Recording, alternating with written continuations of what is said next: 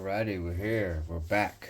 I'm gonna talk to you guys about Swimjigs and how it's a very underfished lure. As far as the pros, they fish it quite often, especially in you know bluebird sky conditions, sunny, bright conditions. Uh, doesn't matter really the time of the year. I feel like they really shine in the fall time. They mimic a actual fish, a bait fish, very well. No matter how you rig this, I like to fish the heavier ones, the bigger swim jigs. My preferred company that I put my money on is going to be Dirty Jigs. Hands down, probably the best swim jig company out there. You can easily order these from Tackle Warehouse. I prefer the 3/4 ounce. This is in the color of Warmouth, which is very similar to a bluegill. I think this is yellow perch. So once again, that's very similar to a bluegill, pumpkin seed, yellow perch type of a bait fish swimming by itself. Just gonna absolutely get smoked. This is a chartreuse shad. Once again, in the 3/4 ounce. I'm gonna go ahead and rig one of these up for you guys. So I'm going to, let's go with this bluegill one. And I'll show you guys how I rig up one of these fresh from the package. So really, with swim jigs, I utilize either a boot tail swim bait or a craw type of a bait, and I thread it on there. This is a Bass Pro Shop Speed Shad. It is I don't know, about a $5 package right here, maybe $5.50 here in Washington State. It's a 4.8, as it clearly says right there. Green pumpkin is the color. It's just a very natural color, very natural in every freaking state that has bass in it. So I'm not too picky on the color. I do try to match it up with the color of the jig, the trailer, and I always normally end the whole deal with Dip and Glow made by Spike It in either the orange or the chartreuse. You do have to be careful. These will stain your carpet. These are dyes. They're scented in garlic, so it's very smelly. Anyway, let's go ahead and rip one of these open, or cut this open. I'm gonna go ahead and rig one of these up for you guys and show you guys how I fish these, or show you how I rig them up.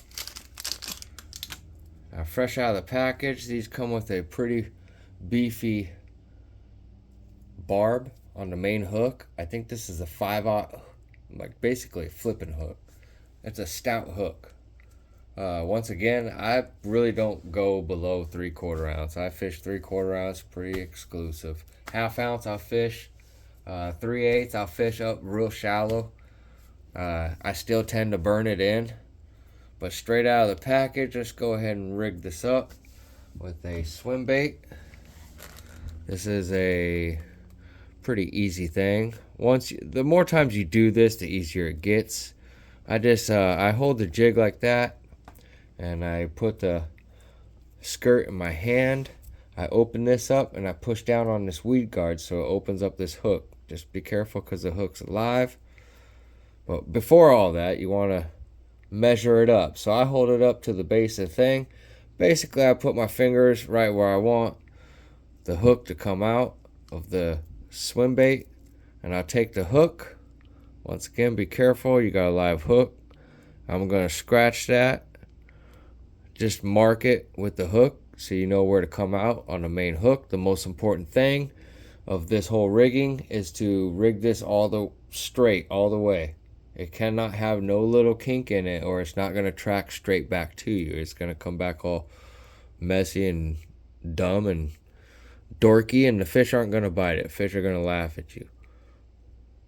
This may take you a couple times to do it. Don't get discouraged if it takes you more than a few times to do it. But I tell you straight up from experience, the more times you do it, the easier it gets. Looks like it was pretty dang good on my end. Looks like the swim bait itself is a little jacked up. But it is what it is. It will correct itself. Anyway, to me, that looks totally like a bluegill. It's very reminiscent of it. Now, if I was to be fishing right now, I would dip that tail into more than likely the chartreuse. I tend to use chartreuse a lot more when I have the swim baits. When I have the crawfish is when I use the orange. But don't get me wrong, sometimes I'll dip this head into orange. Let that dry for about 5 minutes, and then I'll rig that onto this, and then I'll dip the tail into chartreuse. It just gives it a little bit more pop. And it definitely may be the difference of you getting bit and you not getting bit. As far as that goes, once again, the barb is really good. I have a few different super glues I use. Super glue is super glue, really. It just really, I go through super glue so much in the boat.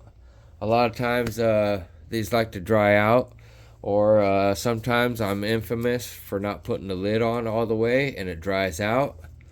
Or it's really hot and it's really runny and it'll blow out and shoot all over, and you'll have your hands sticking together and stuff. I've almost glued my hands together at night doing some night fishing. It doesn't matter about gel, super glue. You got a brush, nozzle. You got a little applicator brush on this one. Yeah, that thing's glued shut too. I can't even get that part open and show you guys. Oh well, that's awesome. Anyway, let's go ahead and go back to this swim jig here with the swim bait on it. Now this is a little tip that I do to all my swim jigs. You see how it comes up like this? About a 1/4 inch above the main hook. You want to flare that out like this. And you want to cut. You see that? Flare it out. About a 1/4 inch above, and flare it out. Make that cut. So it's just like that. You see that? Now point the head towards you. Grab this and flare this out. Flare your weed guard out. This stiffens up the weed guard by shortening it just a little bit. It'll stiffen it up. And this lure is basically weedless. You still will stick it on a log or a branch or stupid stuff from time to time. That's just fishing. But I'm telling you, absolutely, that gets bit right there. That thing is dressed up, ready to kill right now. Anyway, that is my version of the swim jig. Now, let me go ahead and show you one of my favorite colors for the Rage Tail Crawdad.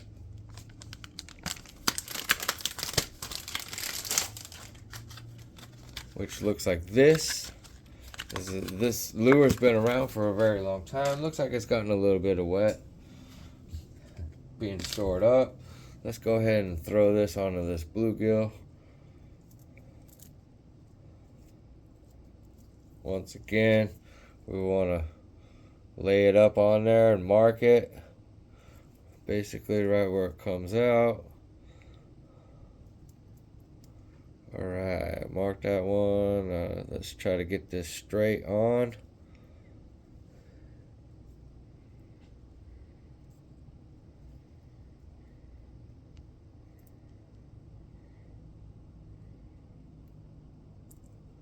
Remember, it doesn't matter if it takes you a few times.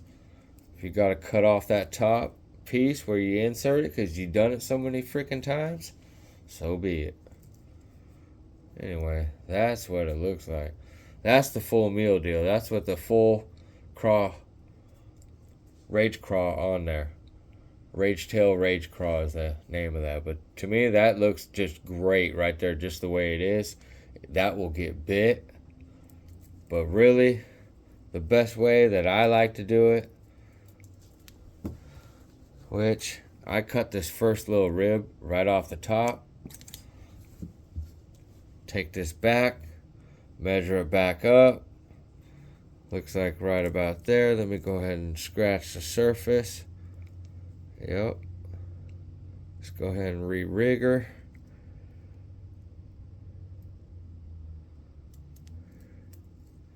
Let's go ahead and push it up. Normally I would pull this down and I would apply a little bit of silicone, or not silicone, but super glue right along this main shaft of the hook and up on the keeper. Try not to let it get to your skirt. It will make your skirt get eaten alive by the super glue. You just simply push that up, nice and snug. Pretty dang good right there. And right there, that is my swim jig. As far as getting bites, clear water, the fish are acting finicky and not really wanting to eat the swim bait style of the swim jig offering. If they don't want this, I usually start out with this. Or I start with this normally in the springtime, the crawfish setup with the rage craw on it.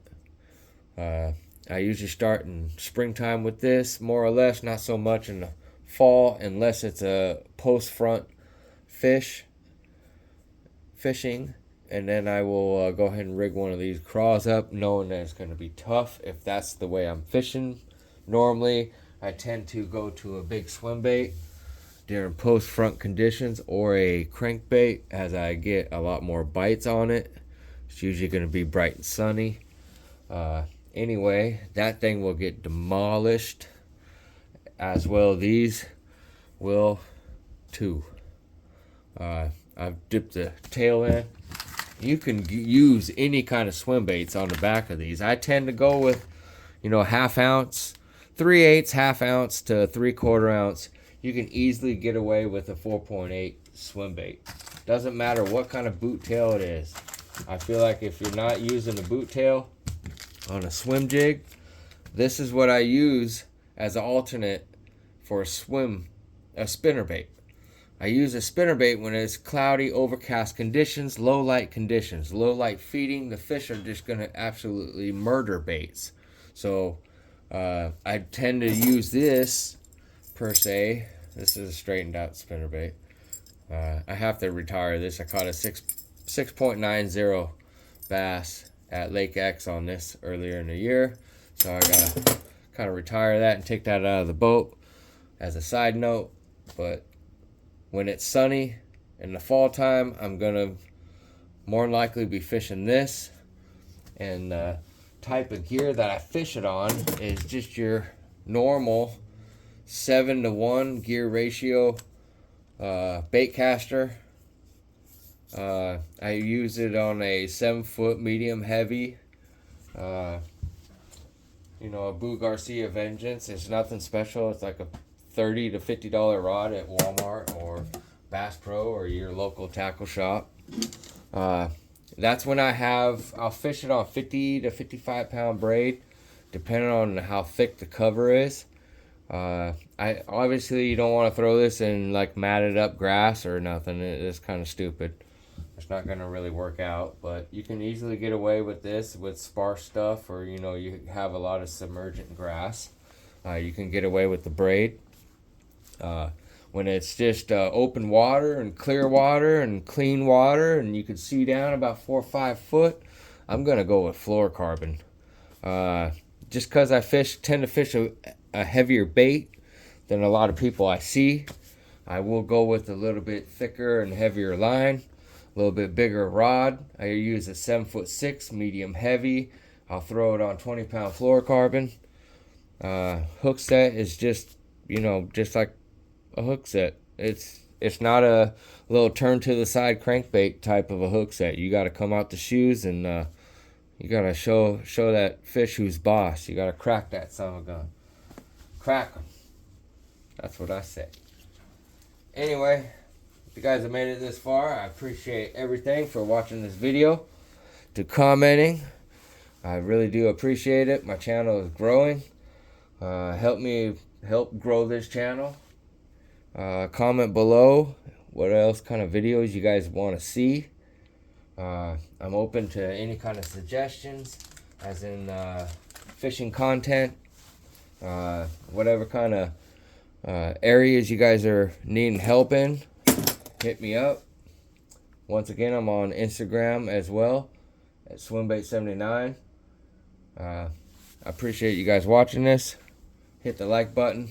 If you haven't subscribed yet, subscribe. More content coming soon. Once again, thanks for watching. Swimbait79 out.